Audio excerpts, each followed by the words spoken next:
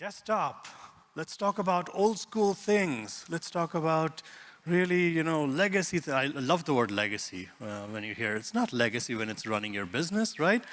It may not be as, cool and as, hip as web, but it runs your business. It's important, okay? So let's talk about desktop for the next hour. One thing that's nice, though, is, you have a lot of flexibility. We developers love choice. We love flexibility until we have too many choices, and then we are second-guessing, like, is this the right thing to do? The good news is we can, mix and match. Oh, that's groovy phone music. I can dance. But you can mix and match a lot of different things and try having a little fun. So let's dive in. So I'm Sam. Is this working? No. Will help if I turn things on. There you go. So I'm Sam.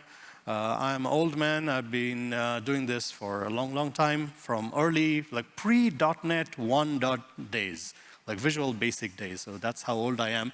But that is pretty much me on most social media, GitHub, Twitter, X, all the places. So if you need to get hold of me, I am very privileged to work with some phenomenal engineers who are here in the room, because I get to stand on shoulder of giants and say, all of this works. I am not smart enough to write this, but it works. So let's talk about your desktop options. And before we start, let's understand the room. How many of you write desktop apps today? Okay, so most of you. And there are probably opportunities for you to try bringing in some new things. Hopefully it's not a full rewrite, because that's expensive, but we can start modernizing things a little bit more. All right, so like I said, not the coolest thing maybe, but it's important because your enterprise workflows depend on it.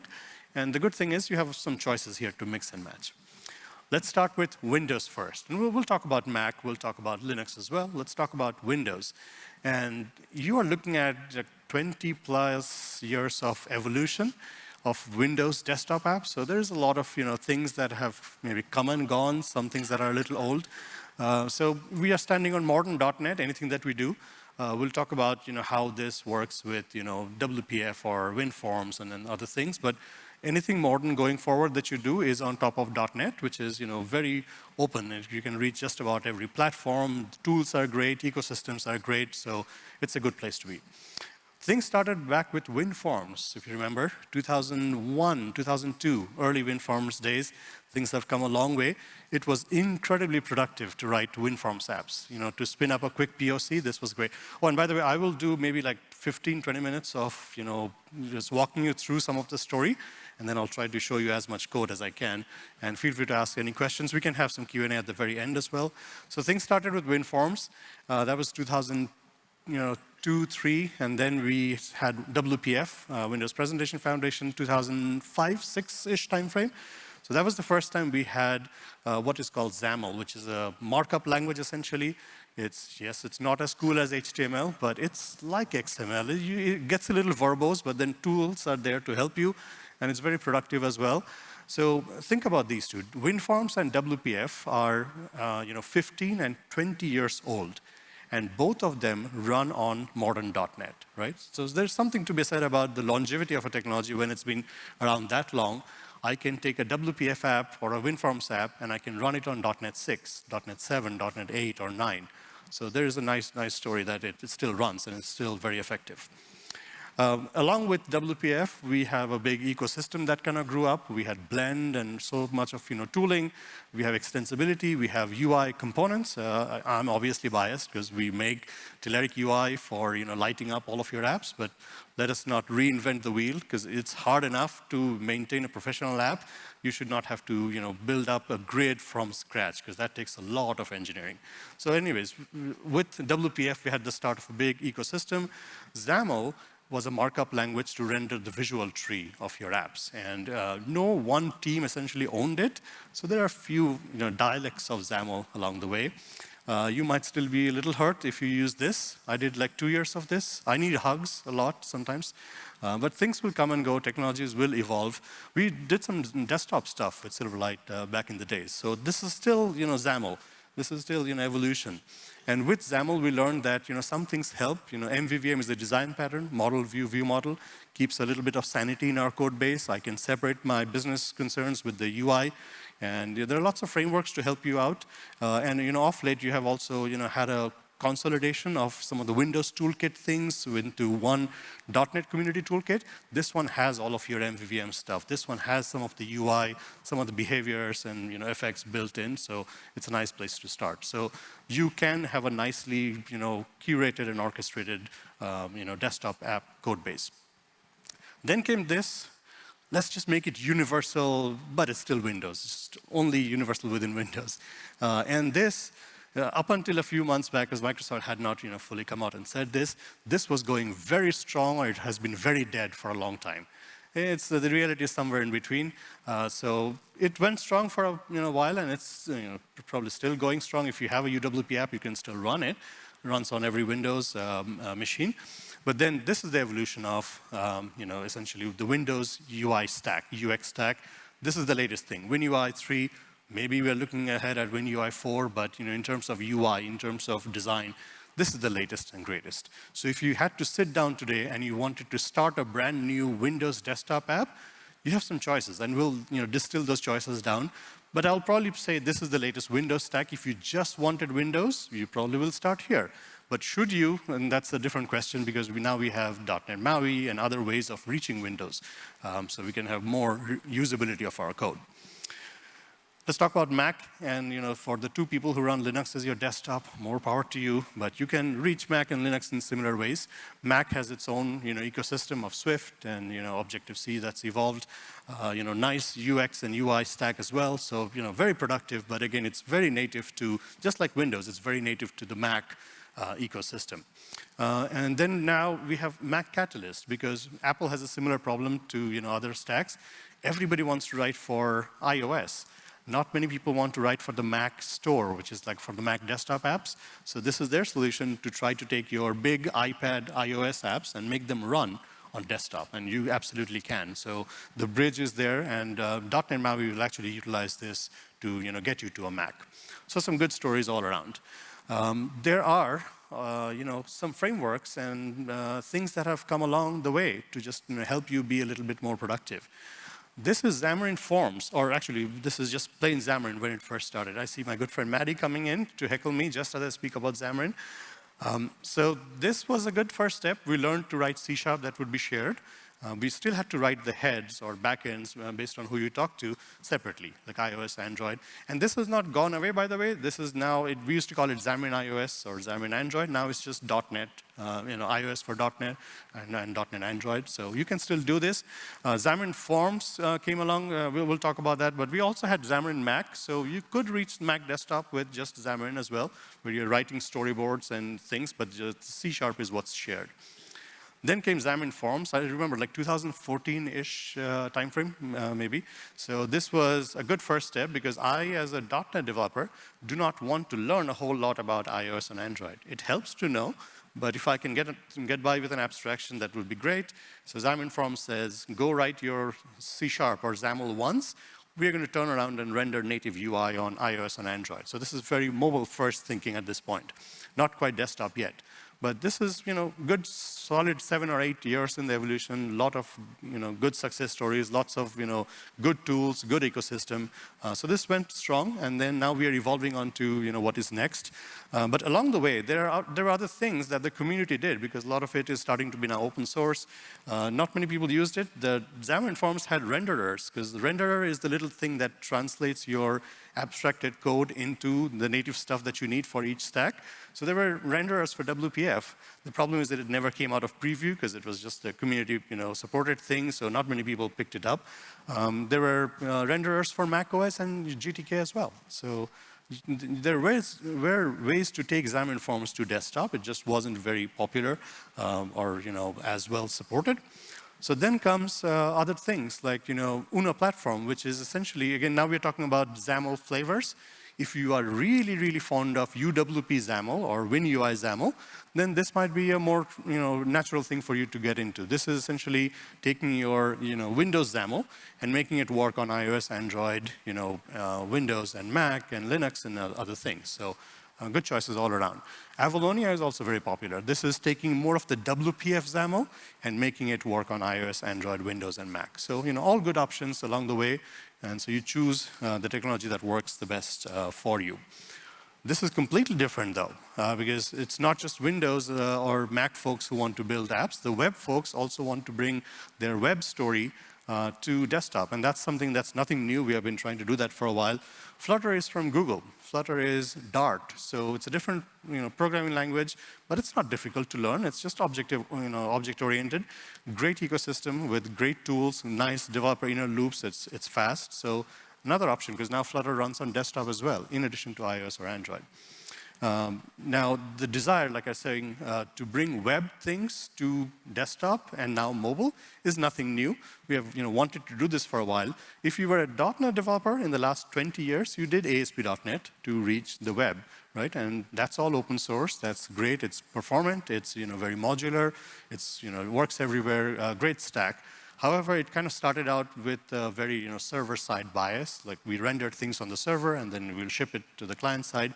That doesn't scale as much or as well as we would like if you're building like a spa-type client-side first app.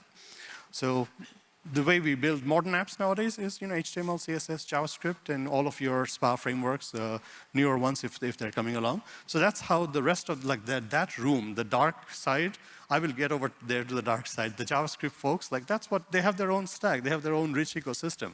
And thankfully now they mix and match very nicely. So this is what the other folks were doing, non-.NET folks, until Blazor comes along, and we'll talk about that. PWA, Progressive Web Apps, another good option, but it's not something that fits every model. If you have a simple enough app that you just want to make it appear on desktop stores, then this is good. But it doesn't give you all of the platform integration that you might be looking for or for a desktop application. So good first step, if it's a simple forms over data app that you have for the web, you can bring it to Windows and Mac. In fact, a lot of the Windows app stores are PWAs, nothing wrong with that. Then comes Electron. Right? 2010-ish timeframe. This is where you take your HTML, CSS, and JavaScript, package it up, and make it a desktop application. Right? Electron gets a little bit of bad rap nowadays because it can look a little bit heavy-handed because it ships with Chromium. It ships with Node.js as the app bootstrapper. So it might look a little bit heavy, but it works and it's battle-tested. So many of our everyday apps are essentially Electron apps. So again, based on the use case, that might still be an option for you. React Native, for folks who do React, this is a much more natural transition to make it a true native mobile app or a true native desktop application. So when you can see the plethora of choices we have, so you, again, choose what works for you. What else are you building? It all kind of needs to match together so you can share the most code as a developer. Now, this thing is also relatively new, WebAssembly. This is, thankfully not a thing that any company owns. It's a web standard. So now we can compile C# and F# and Rust and other higher level languages into something that the browser can execute almost natively, just like the way it executes JavaScript with an engine. So performance is good. And now there are multiple ways of bringing that web goodness over to desktop as well. So a lot of options. And then comes Blazor for the ASP.NET folks who we kind of left off saying, that's not the most modern, but now comes Blazor, and for the first time we have a way of writing .NET that can run on server and client side, right? So if you want it to be fully server side, it can. If you want it to be fully client side, then WebAssembly is what enables us to ship .NET DLLs into your browser running entirely client side. So what's not to like about C# front and back. So a lot of good things happening on the Blazor front. If you're a .NET developer doing web, this is the latest and greatest thing to do. Now, Blazor will actually work very nicely with PWA or .NET MAUI, which we'll talk about, but Electron as well. You can take a Blazor app and put it as a PWA or an Electron and put it on desktop. So multiple ways of getting to the same thing. Now, let's talk about the newer things, which Maddie's going to shout at me if I don't get to MAUI soon. This is MAUI. The P is silent because MPAUI doesn't sound very good. About 3 years of tireless engineering and struggles to get us to this place. It's the evolution of not just Xamarin and Xamarin Forms, but this is .NET cross-platform going forward, right? So we have customers who are building brand new desktop apps with .NET MAUI. Right? It's a very different game. Coming from iOS, Android, from Xamarin Forms, this is not just mobile first, it's also desktop first, which has very different demands of mouse, keyboard versus touch. So we have to enable both. And we have to do it from a place which is shared and we are maximizing, the code sharing. So these are some of, the benefits that I like that dotnet MAUI brings to the table. Instead of just iOS or Android, now I get Windows and Mac as well. And it's not just desktop. If you have a fridge that is made by Samsung, it's likely running on Tizen. You can deploy to Tizen as well. And this will just keep on, getting better. The real benefit here is it's truly a cross-platform story. These are native apps we are making from a truly single shared code base. We have shipped apps to iOS or Android, on the mobile front, where with Xamarin Forms was great, but if you have a gigantic app, that maintenance gets to be a little much. Your fonts, your splash screens, your icons, everything has to be done for each platform. Now we can just try at least to share as much as we can with common resources. That's really nice. There is a new UI handler mechanism, new paradigm of how we rendered the UI that's faster, better, suitable for cross-platform stuff. So really good things. And then we'll talk about Blazor a whole lot more because now these two work hand in hand. That's called Blazor Hybrid.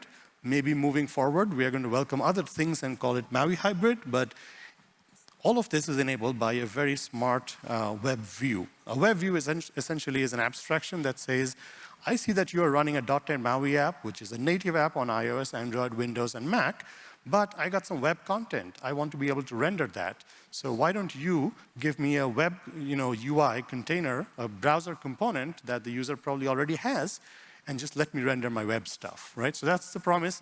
And it doesn't need to be just Blazor. Blazor and MAUI obviously work well together because they have the same runtime.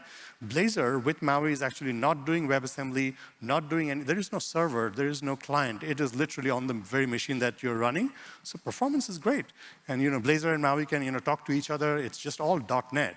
But you can bring in Angular, you can bring in React or Vue as well. It's a web view. It's smart enough to render the right things. And .NET and JavaScript can also talk to each other. So this is exciting, obviously.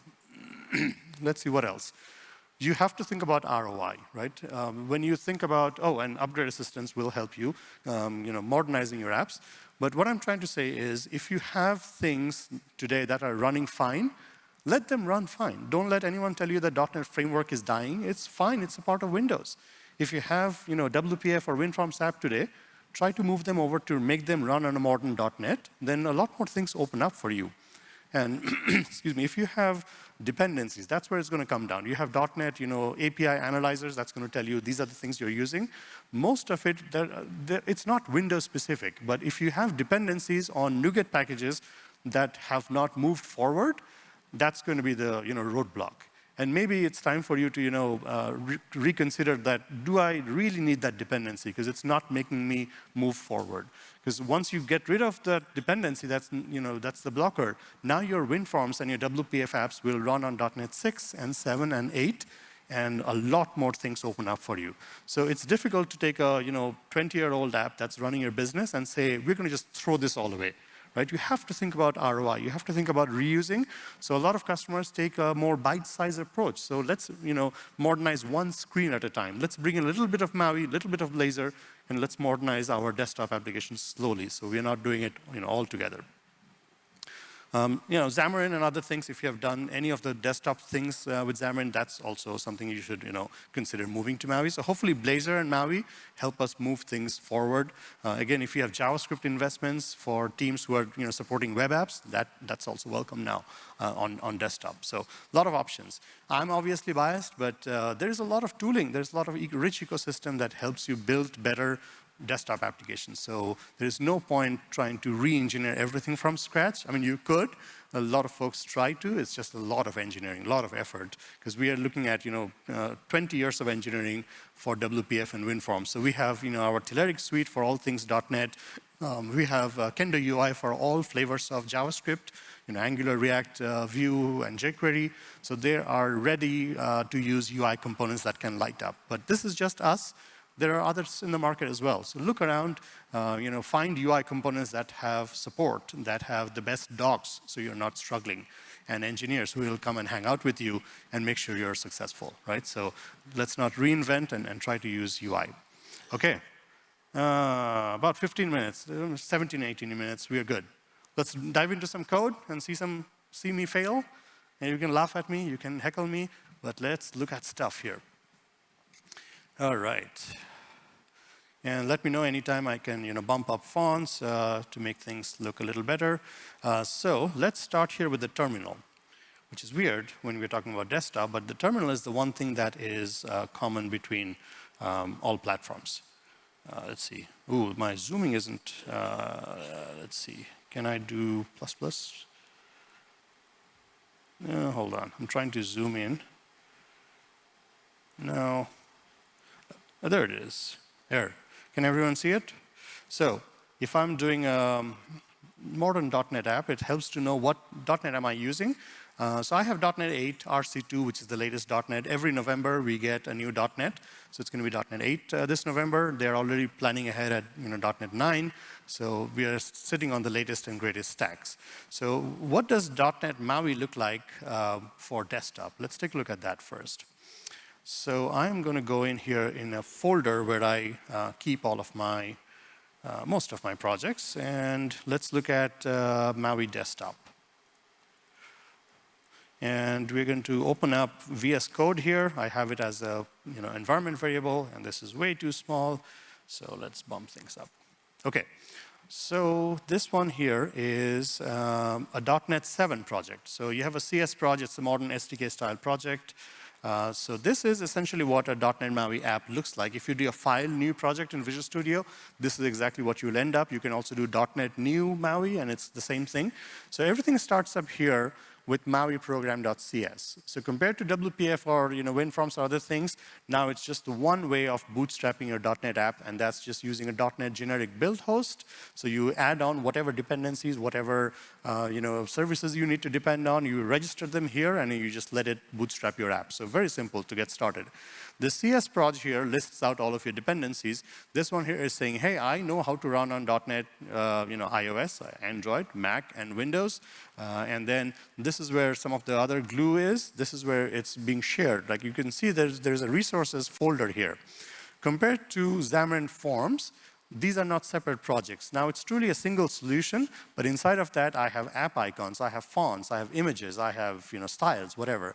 There's a little bit of invisible thing built in here. It's literally called the image resizetizer. So if you give it an SVG, it is smart enough to render the right image sizes for iOS, Android, Windows, and Mac. If you give it a nice vector image, it's very good at doing it. It's a starting point. It's not going to be solving every issue, but it's a starting point, so you're sharing. And then you have this platforms folder for all the platforms that you want to reach.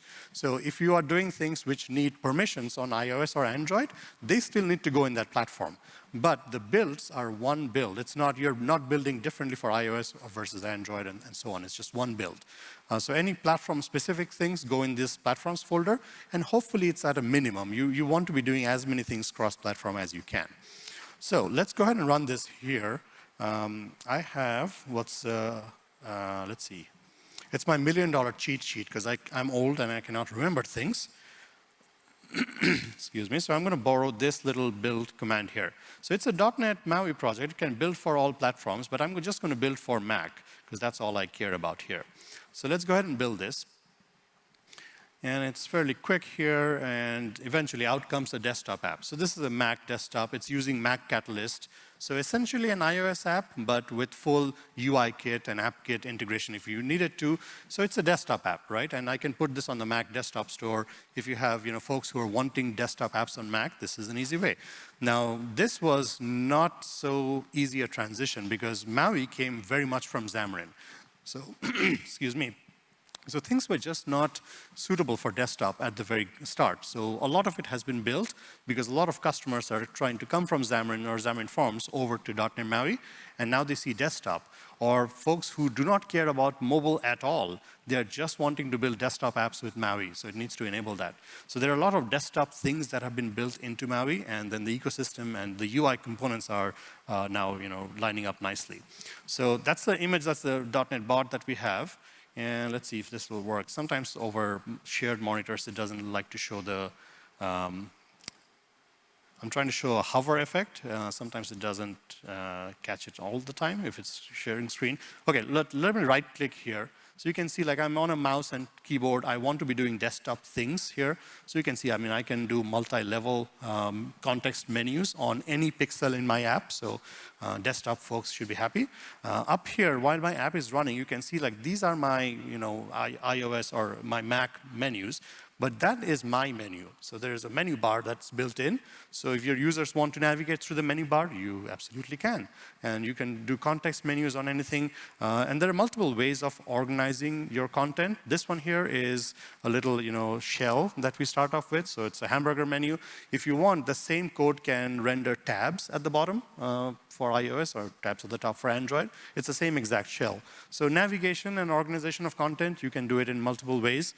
This one is normally in the .NET MAUI default, it's just the click event counter.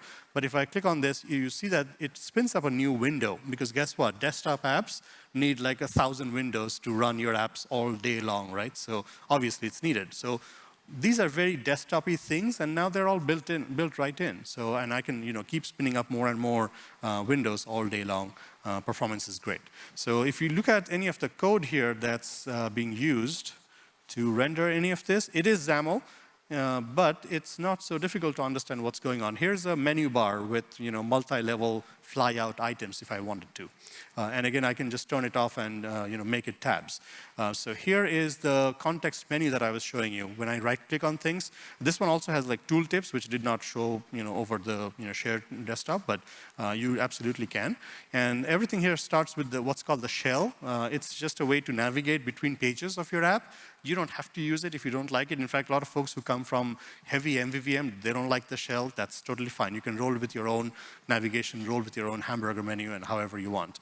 So this shell here has that flyout that I showed you when we had that. You can turn that off, and you can also recognize that I'm running on iOS, Android versus Windows and Mac. So you can open up tabs if you're running on mobile. Right? So the story is nice, and you can do a lot of really cool desktop things. And this is how you spin up a second window. It's just as easy, one line of code, and it just spins up a new instance of that window while your app is running.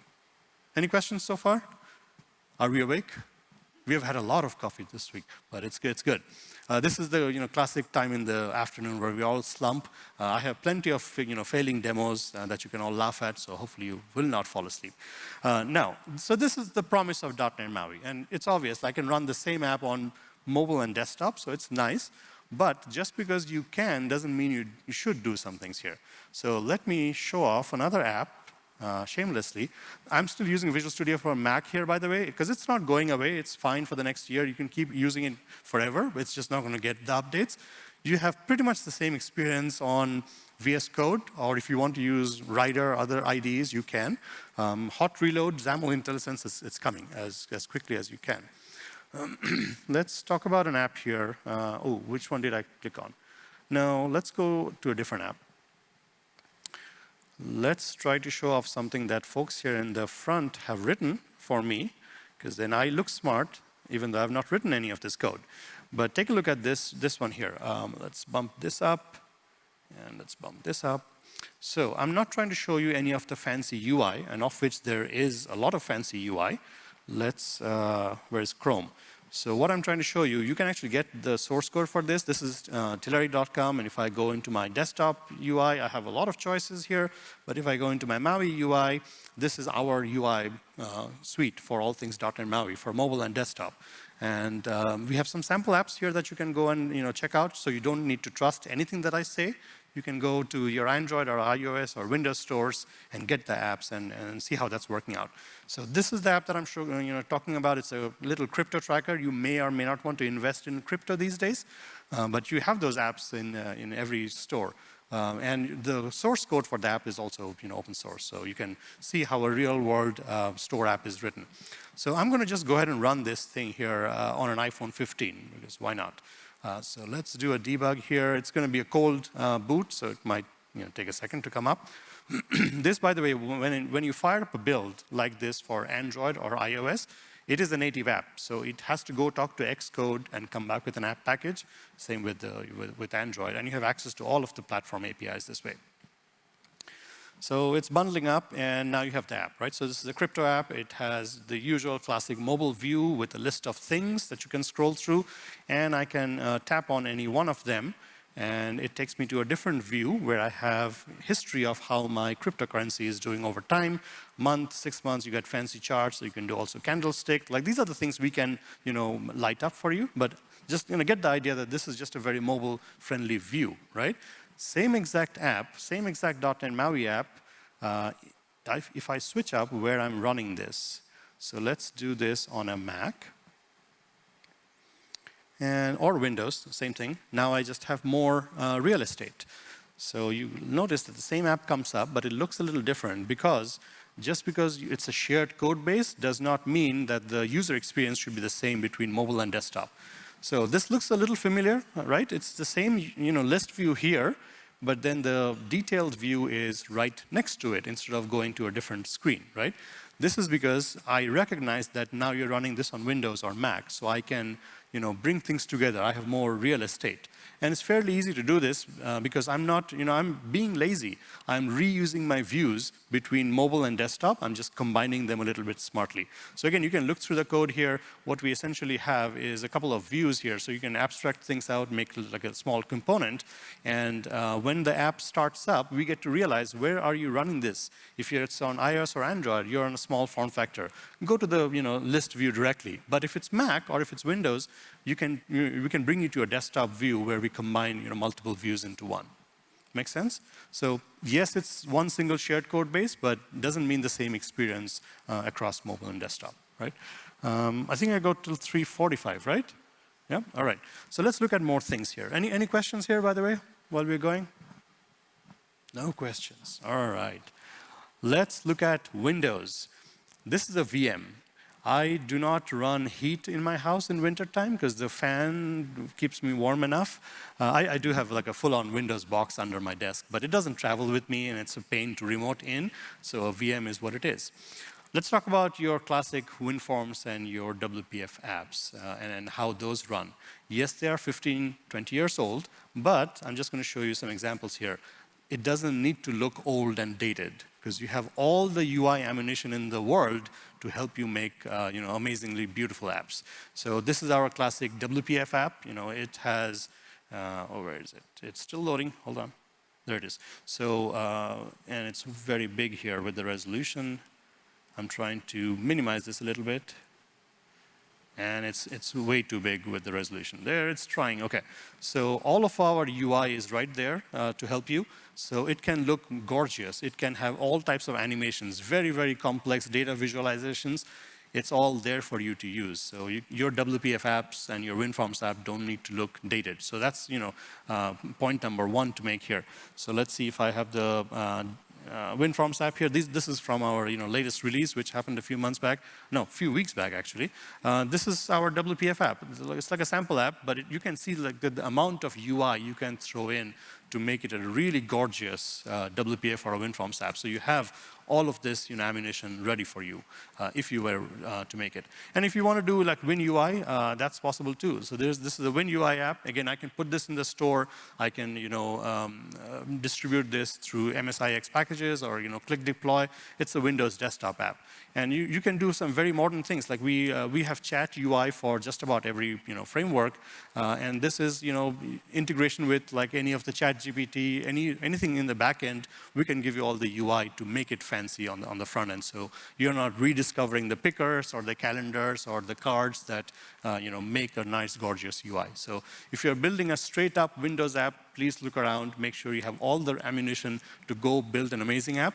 And if you have a WinForms or a WPF app, please consider using some of the upgrade assistance. That is the one that Maddie was just talking about. So if I look at .NET upgrade assistant, there it is. So this one has come a long way. It started out with command line, but now it's kind of built into Visual Studio, at least on the Windows stack. Take a look at the number of things it can do. It will help you. All of the ASP.NET Blazor stuff, that's different. But for desktop apps, it will take your WPF or your WinForms app and switch over the runtime to be modern .NET, so like .NET Core onwards. So please try to see if you can get on a modern .NET, because then a lot more things open up for you. Okay. Once you are on modern .NET, though, you can do some fancy things. So let's go to Visual Studio here on Windows. And let's look at some interesting things here. First up, let's look at, this has got nothing to do with .NET MAUI, but it's still nice to show that. Let's look at this project here first.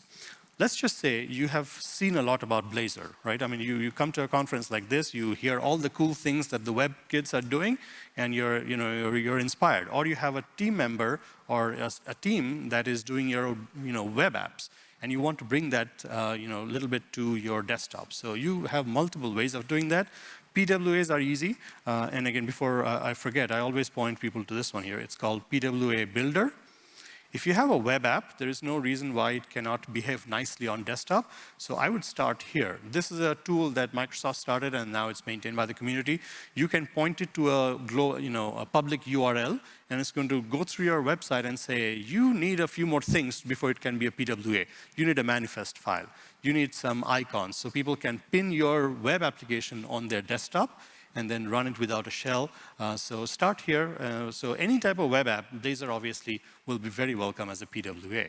But you have other options too. So let's go back to our Windows machine here. This is a Blazor application meant for web apps. There is nothing fancy about this. It's just a straight up Blazor application meant for web apps with one exception here. There is one dependency that I'm bringing in that's called Electron.net, right? The API is just what it's called. So with that, I can do some interesting things here. So let's go back here. You're seeing me type a whole lot, which you probably don't need to. Oops. Like that. And I'm in demos. And I'm in, what's it called? Blazor in shell. Anybody do Blazor in the home? Okay, so some of you. So if I just do a .NET electronize start, if I typed everything right, so now you're going to see Node.js and npm install, which is a lot of stuff sometimes, but it has those packages already done, so it should be fairly quick. There's npm install flying by. What it's trying to do is do a .NET build of your Blazor application and realize that you're not trying to run this on the web. You are asking it for a desktop application, so eventually it's going to fire up localhost 127 ... and out comes Blazor within the shell of a desktop app, right? So this is Electron, and you've been able to do this forever. And again, based on the use case, this might be fine for what you're trying to do. There are certain limitations. This does not work on mobile at all. You should not try to do Node.js on a mobile device, and it doesn't support it anyways. So if you're just wanting desktop, then this absolutely works. And I mean, there's not much code to fire this up. If you look at the startup here, let's maximize this a little bit. If you look at the application startup, all we are doing is make sure you have Electron enabled, and then when you try to come in, we are newing up a new window here. We are giving it some height and width, and all we are saying is launch my app, my Blazor web app, inside of that window. That's it, right? So it bundles it up and runs it as an Electron app. So that's step number one. If you still wanted to do PWA or Electron, be comfortable. But let's look at some newer things which make things much, much better. Let's start with a WPF app here. So this is a classic Windows WPF app. There is one difference here, though. If I right-click on this, and if I show you the project file, where is that? Where is my project file? I'm trying to show you the runtime here. Maybe the properties will do it. So this one's a .NET Framework app, but let's see. This one here has a dependency. Oh, and this might actually be a .NET Framework app. This is not a .NET 8. This is not an SDK-style project here. So in here is a curious little guy called WebView 2. We'll talk about the Blazor story in a bit, but you don't need to use MAUI to get to some of the embedding of web things into desktop. There is a separate NuGet package, because when you're using Blazor WebView, essentially is what we will look at, you are essentially rendering WebView 2, which is essentially the engine that Edge gives you. So I can bring that in just as a NuGet package. And here's my WPF code where I am trying to just render a web view. I'm just pointing it to a URL, and that's it. So this is a very dirty hack, but I'm just saying you can. Because if I run this as a WPF desktop application, I can load up a whole website in my desktop application. Why not? Not the best experience, but I mean, you can absolutely bring in a website and just render it all inside a WPF. But like I said, you're not actually building the web application inside of WPF, so not as nice. So let's take a look at a different version of this. And we're going to look at, which one? Let's do Blazor Web View. This one here is, let me right click here. There is my project file. Now this one here is a WPF app, but it is running on .NET 7. So it's a modern WPF app. I do not have dependencies that prevent me from moving, so I have moved forward. And now I can bring in that same web view. I have the same dependencies that we just saw with the other one. If I can scroll, there's my WPF web view, right there. So this is all gearing up for me to be able to bring in web stuff. But I can render, I can call this whatever I want, because now I am only doing Windows. So here's my main window, and I'm calling it a Blazor Web View. I'm still pointing it to that same CLR. This is actually not the Blazor Web View. I'm just calling it so. But that's the same namespace. So I am bringing in that web view, and I'm pointing it now to a certain component, a web component. So I want my Blazor UI component that has nothing to do with desktop to just start working on desktop. Because I have a little bit of magic in here. There's a www root folder that I've dropped in, essentially just the way a web app will work. I have some CSS, and I have an index.html. So if I look at the index.html, this is classic Blazor index.html, like as if you were doing it for the web. Nothing fancy about it. This is my big div tag within which the entire Blazor app is going to be launched. And that's about it. And then I have dropped a counter.razor component, a web UI component inside of my WPF app. And it doesn't have much styling, so if I did not tell you, you will not realize that this is a WPF app, but that little counter, that's a Blazor counter. So this is the glue. This is Blazor starting to slowly come inside of desktop. And you can do this all day. The nice thing here is I can work on the same project, same solution, where I bring in a friend who knows Blazor, and he can start working it inside of WPF. And you can have the same project serve up your web apps as well. So there's something to be said about that. And let's also go even further back. So let's close this. I am trying to show you this one here. Anybody do WinForms? Yeah, that's very, very productive. And take a look at this here. I can do that exact same thing. You see that? That's a Form 1. That's a WinForms application. Maybe something I had started 20 years back. It still runs on .NET 7 today, .NET 8 tomorrow, and there is a Blazor component right inside. So nothing different about it. It's the same exact trick that I did. If I show you form1.cs, the designer view, you will eventually, once this loads up, you're going to see a web view too right there. Right? So that is my glue to bring in and render web stuff if I wanted to. So again, think about how you can embed some web things inside of your desktop to enable more sharing of code. Now let's look at more on the MAUI side. So this is just doing things without MAUI, but things get much better if you do let it do MAUI stuff. So what can I show you here? Let's do this one here. So this one now is not a WPF app. This is now a full-on MAUI app, but it does give me access to certain extra things. So let's look at my main window.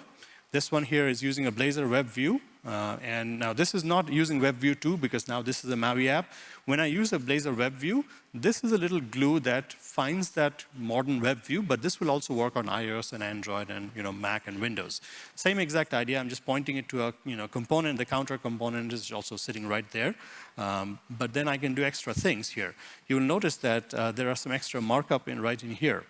So all of this is web UI. So let me go ahead and run this, and you will see what it is. So this is a .NET MAUI desktop application for Windows or for Mac, but none of the UI here is a desktop UI.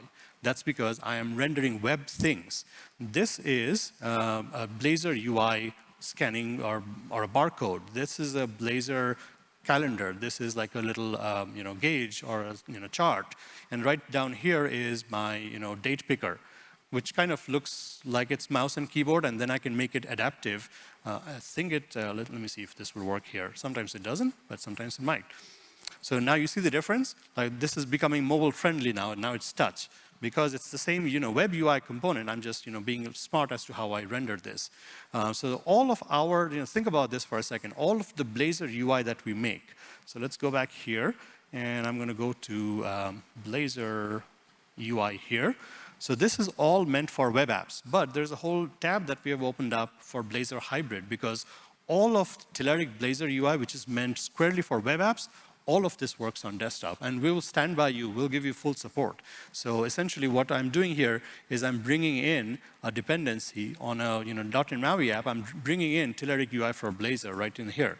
Right, so that enables me. You have to do a little bit more to bring in some CSS that we need, and that's about it. So now I can, in my counter.razor, you can see that I'm rendering all of the Blazor UI with markup, just meant for desktop apps. And that little date control that I showed you, this is the date picker. And this has a little thing called an adaptive mode. So it can recognize you're on iOS, Android versus Windows or Mac, and it will give you touch versus keyboard and zoom. So there's a lot you can do with .NET MAUI on desktop. Just case in point, let's try to maybe go to some docs, just trying to show you what the challenges are when we try doing full-on desktop apps. So let me take you to maybe our docs. There are some quick little examples I can show you. Docs, right there. And let's drill down into, I'm not trying to show you our UI, just the fact that you have to think about these things when you do desktop. So let's look at maybe the grid, the data grid. Everybody needs a data grid, right? And we are known for grids and charts and graphs. Take a look at some of the functionality that we have had to build. Things like frozen columns. So when you are rendering a lot of data on a desktop application, let's make this a little bigger, too big. So you can now see I can freeze certain columns and I can still move left and right. Very recently, we also did something called the row detail, which is right down here. So, enterprise apps love doing this stuff where you can open up a single row in your data grid, and there's another data grid. There's a lot of charts and graphs built right in. You can do all of that because now you're on desktop. And the same grid will render differently and be touch-friendly when it's being run on iOS or Android. So this is not a small amount of engineering, but because we can invest now with desktop, you can very confidently build, first-grade desktop applications with .NET MAUI. Make sense so far? Any questions? Any questions? Yes, sir. Yeah.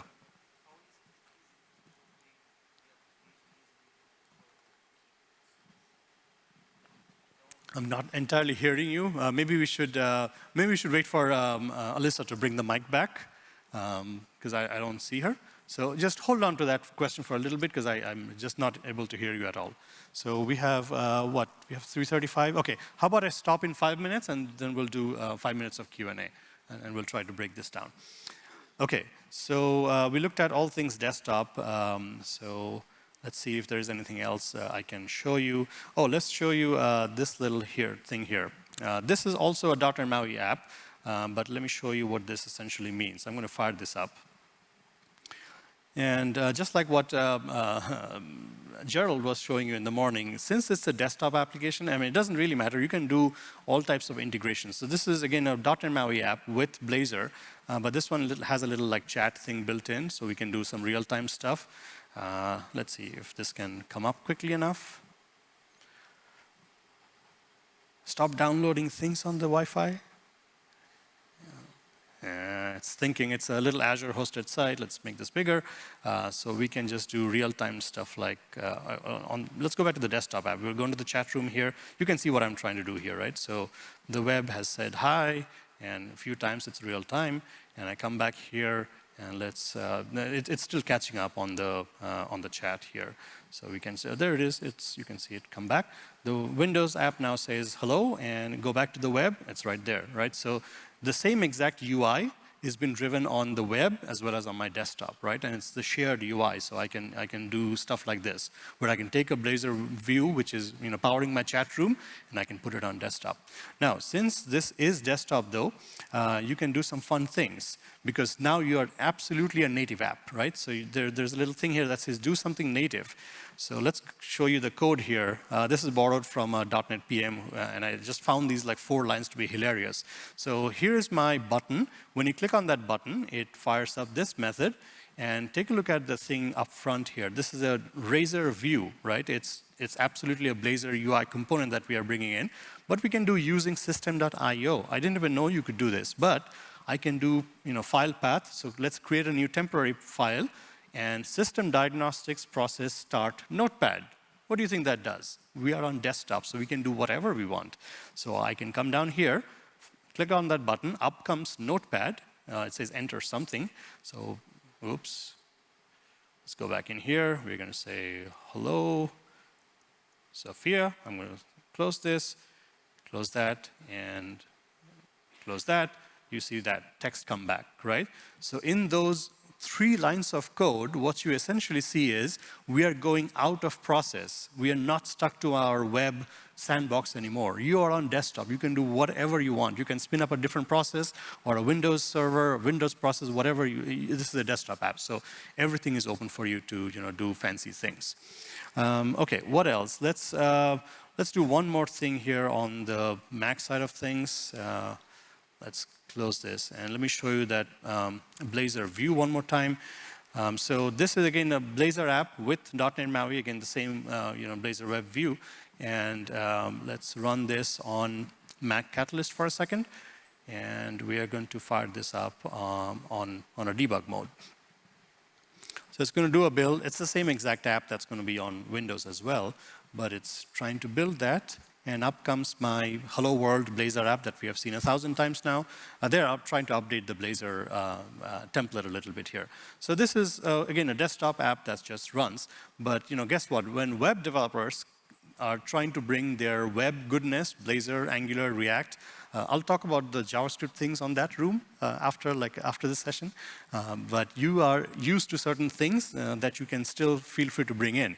So now this is a Mac application, the desktop, but all of this UI is being driven by Blazor, right? Because all I said was, give me a web view. I'm going to point you to this main component, which is essentially sitting here as a structure. It goes to main layout, and it brings up the nav menu, and then by default, it looks at all of my pages here with the Razor UI components, and that's how it runs. But all of it is being driven by this web view, and that is a browser component, so I can do things that I'm used to as a developer. So let's look up Safari here, which has nothing to do with my desktop application, but I can come down here. Now, this is Apple's walled garden, so you can do the same thing with Windows on Chromium. There's my desktop application, and I can pull this up. This look familiar? This is DevTools. So your Chrome DevTools and your Edge DevTools absolutely work while you are rendering a native application with full platform API access. So eventually, if I keep going down here, somewhere down here, there's my button, right? So everything is just there. I can edit my HTML, CSS, JavaScript, all I want. So if you're used to DevTools as a web developer, now you can do the same things with on Maui on desktop, right? Give me a second. Much better. So makes sense? So again, if you are used to tweaking your HTML, CSS, and JavaScript, you absolutely can while your app is running as a desktop application. So I think this is a nice, nice story. So we covered a lot of things, 3-4 minutes left. Why don't we stop here and do some Q&A? Let's go back here. So essentially, what we are trying to say is there's a lot of flexibility. You have a lot of choice as a desktop developer on what platform you choose, and hopefully you're choosing something that lets you mix and match things the best you can, bring in some web, modernize your older Windows apps, make them run on .NET, and keep empowering your enterprise solutions and workflows, because that's the game with desktop. It has to be busy, it has to be complex, because it powers your desktop applications. So we have a lot of ammunition to go change the world. Let's do it, but let's do some Q&A. And I still don't see Alyssa, but I'm closer to you here. So maybe you can say it a little bit more. I want to control my desktop application with a keyboard. I want a shortcut for all major operations I'm doing, and that was my greatest issue with Photoshop, for example. Yeah. Which runs on desktop, but is controlled like an Android app. It's only clicking and scrolling, which is highly uncomfortable. Absolutely. Okay. So thank you for that question. So what he's asking is very on point. So all of these technologies like MAUI, and we didn't even get to talk about Flutter because I don't have all day. I would love to show you some Flutter as well. But when you're making a desktop application, you have to think about your keyboard needs. Your power users for your desktop apps love their keyboard shortcuts. They love all of the mouse interactions. So do these platforms have everything built in so you can make that complex things happen? And the answer is early days, but yes. So this is exactly what a lot of .NET MAUI customers struggled with initially. So keyboard shortcuts and keyboard navigation is something that's front and center. A lot of it is actually built right in. And then it goes a little bit into your UI. Let's just say you're using a data grid and you still want keyboard navigation. Like if you're using like our data grid, we can enable that. But by default, I think MAUI does this much better than Flutter, where they have heard the feedback, this exact challenge that people are trying to build desktop apps and you don't have keyboard support, so now it's built right in. So, I think about, a year or so back, they started this journey. And, in the latest releases, if you try out .NET MAUI with .NET 8, I think they did this like somewhere in between 7 and 8, you have almost full keyboard support for desktop apps. So, take a look. If you're missing something, let them know to say, hey, I want to do this, and it's not supported by default in MAUI. And they'll be happy to, take that feedback and, try to build it in. OK? Any more questions? Are you all awake? I'm standing between you and a cold drink or some coffee, but yeah. Yes, one more question. Oh, that's another great question. So he's talking about deployment, because these are things you consider when you are making desktop apps. Is it a single executable, or is it multiple things? So it depends on different frameworks, but .NET MAUI, if this is what you're using, it is a single executable. Now, what you get is an exe that you can, take it on a USB and, stick it to somebody's desktop, but you can also do a packaged thing. It's meant to be an app package that you can deploy to the app stores, or if you want like click once or MSIX deployment, you can do that too, because it's just one exe, one DLL is what it's shipping.